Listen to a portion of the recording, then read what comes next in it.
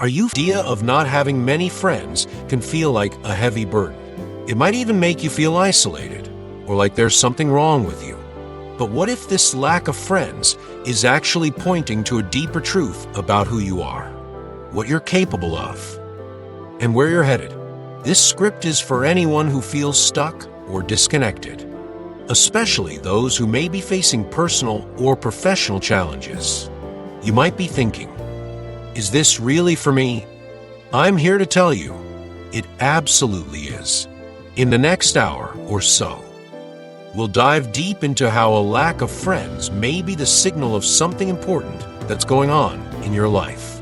We'll break down why this is happening, what you can do to turn things around, and how you can empower yourself to make it a stepping stone to a more fulfilling life.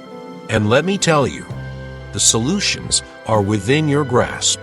I'll take you through the understanding of the problem and the impact it can have. And together, we'll turn it into something empowering. I'll walk you through practical steps that you can implement in your life. And by the end of this, you'll not only see the value of being alone, but how it can help you get closer to the person you're meant to be. Let's start by understanding the problem. Why does a lack of friends feel so painful? Why does it seem like no matter how hard we try, we just can't build the connections we crave? The first thing to understand is that we live in a society that values external validation, from social media to social gatherings. We're constantly bombarded with messages that we need to be surrounded by people to be happy or successful. The more friends we have, the more liked we are, the more fulfilled we should feel. But the reality is very different. If you're feeling isolated, like you can't find your tribe, or that you're out of sync with the people around you, it's important to first acknowledge that you're not alone in this. In fact, you may be one of many who are going through the same thing. It's easy to assume that there's something wrong with us, that maybe we're unlikable or too different. But that's just a limiting belief, a story we tell ourselves because we're looking for validation from outside sources. But what's happening when you don't have many friends is that you might be in the process of outgrowing old habits, toxic relationships, or even outdated versions of yourself. This isn't the end of your social life or success. It could actually be the beginning of something much more powerful. The consequences of not addressing this disconnect can be detrimental in various ways. Emotionally, you might start feeling like an outsider, like no matter how much you try to fit in, you never quite belong. This can lead to loneliness, anxiety, and even depression if left unchecked. Socially, the lack of meaningful relationships can make you feel like you're missing out on life's deeper connections. You might even feel like you're not moving forward because you don't have the support you need to succeed.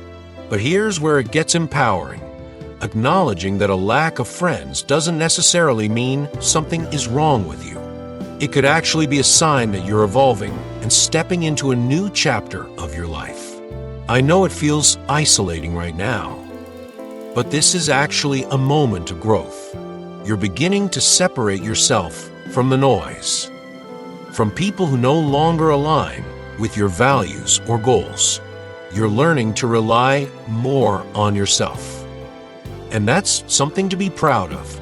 Now, let's talk about shifting your mindset. The first step in overcoming this challenge is to stop seeing a lack of friends as a failure. Instead, reframe it as an opportunity for self-discovery. What if this time alone is giving you space to reconnect with your core self? What if it's allowing you to build the foundation for a life that's not dependent on external validation, but on your own inner strength? This mindset shift is the key to moving forward with confidence. You don't need to measure your worth by the number of friends you have. Instead, focus on the quality of your relationships, the depth of your self-awareness, and the strength of your personal growth. The next step is to take action. Here's how you can start turning this situation around. Start with self-reflection. Take time each day to understand what you really want out of your relationships. Are you seeking true connection? Or are you simply looking for people to fill a void? What values do you want to align with when you do form friendships? These aren't just questions for your social life. They are questions that can transform your entire outlook on life. The next step is to prioritize self-care. When you're not constantly seeking validation from others, you create room for personal growth. Dive into hobbies or interests that bring you joy. Work on building new skills, and focus on being the best version of yourself. Regardless of whether you have a big circle of friends, then start building meaningful connections. Not based on quantity, but on the quality of the people you choose to invest in. Rather than focusing on the number of friends, focus on developing relationships with people who understand, respect, and support your personal journey. Let me share a story of someone who was in a similar situation. Sarah, a young professional, found herself in a career-driven world where she felt completely disconnected from her peers. While everyone else seemed to have tight-knit groups of friends, Sarah struggled to find her place. Instead of wallowing in self-doubt, she took the opportunity to work on herself. She started volunteering for causes she cared about, reading books that expanded her horizons, and slowly but surely, she attracted a group of people who shared her values. It wasn't about having a massive social circle. It was about finding people who mattered.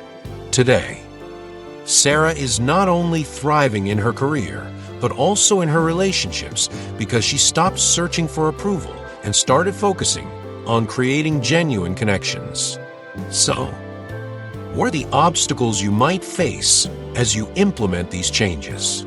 One common challenge is fear. Fear of loneliness, fear of rejection, and fear of being misunderstood. These fears are natural, but they don't have to control you. The key is to remind yourself that fear is simply a sign that you're stepping outside your comfort zone, and growth never happens in the comfort zone. Another challenge is doubt. Doubting whether the changes you're making will actually pay off. Doubting whether you're doing the right thing. To this, I say, trust the process. You're planting seeds for a future that may not be visible yet, but that doesn't mean it's not growing. Keep nurturing yourself. Keep investing in your growth, and you'll start to see the fruits of your labor. Let's take a look at how this shift has worked for others.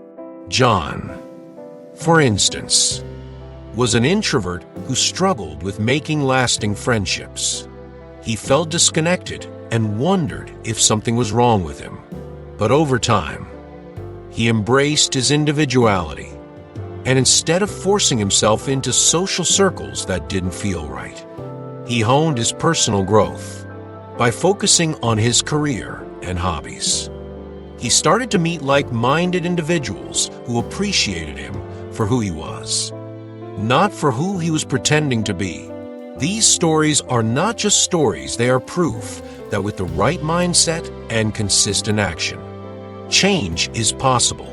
You too can rewrite your narrative and start attracting the people and experiences that truly serve you. As you move forward, it's important to keep your momentum going. Celebrate the small wins, whether it's making one new connection or simply feeling more comfortable with yourself. Acknowledge the progress you've made. Remember, this journey is ongoing. Growth doesn't happen overnight, and there will be times when it feels like progress is slow. But consistency is key. As you continue to evolve and improve, keep refining your goals, keep learning, and keep prioritizing yourself. Finally, avoid burnout. You don't have to do everything at once. Focus on balance. Nurture your emotional health. Take time for relaxation. And give yourself the permission to take breaks when needed. This isn't about sprinting toward success. It's about building a sustainable path that leads to long-term happiness and fulfillment. Let's break it down. Taking a deep breath. The opening line. Now, take a deep breath. Invites the reader to pause, to reflect, and to calm their mind.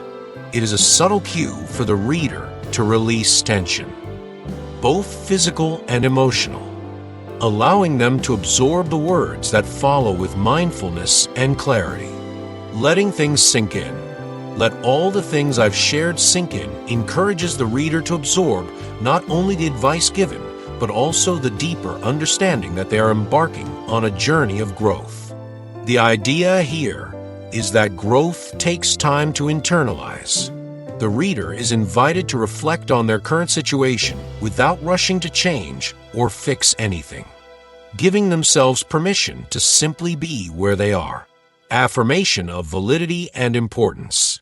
Know that the journey you're on is not only valid, but incredibly important, speaks to the intrinsic worth of every person's personal path.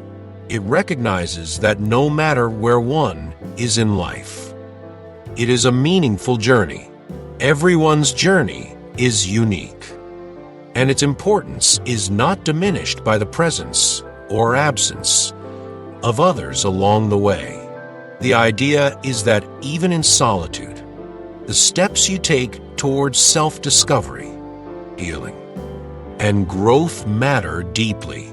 Reframing the absence of friendships. A lack of friends is not a reflection of your worth is a powerful statement. It breaks down the misconception that having no friends or struggling to form friendships is somehow a reflection of your value as a person. Society often ties our self-worth to the number of friends or social interactions we have. But this message challenges that view. The text reminds the reader that being without friendships does not mean they are unworthy or unlovable. An invitation for self-development. The phrase, "It's a powerful invitation to become the best version of yourself," reframes the experience of loneliness or social isolation as an opportunity, instead of viewing it as something negative or painful. It is presented as a chance to focus on personal growth. This could mean delving deeper into one's passions, refining skills, cultivating self-love, and discovering what truly brings fulfillment in life. The journey is about becoming who you're meant to be, and sometimes solitude is the fertile ground where this transformation can take place. The path to meaningful relationships. Finally, and as you walk this path, you'll find that the relationships you do form will be deep, meaningful, and truly life-changing, offers hope and promise. It suggests that although you might be on your own now, the relationships that will eventually come into your life will be more authentic and impactful because they are built on a foundation of self-awareness, emotional growth, and personal strength. These will not be superficial friendships, but profound connections that add real value to your life. Commit to one small action today.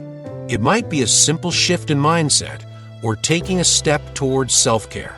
Whatever it is, know that you're moving in the right direction. You are in control, and your success starts now. Your future self will thank you.